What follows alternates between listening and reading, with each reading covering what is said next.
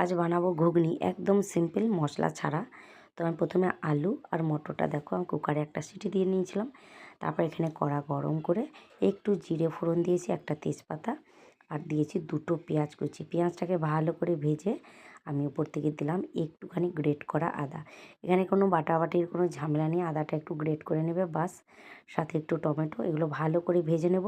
ভাজা হয়ে গেলে আমি সেদ্ধ করা মটরটা দিয়ে দেবো। আমি এখানে শুধু লবণ দিয়ে মটরটা সেদ্ধ করেছি, তোমরা চাইলে হলুদ দিয়েও সেদ্ধ করতে পারো। তো আমি এরপরে এখানে অ্যাড করবো 1 চামচ হলুদ গুঁড়ো, লঙ্কা গুঁড়োটা দেবো না, তোমরা তোমাদের প্রয়োজন মতো লঙ্কা গুঁড়ো দিতে পারো।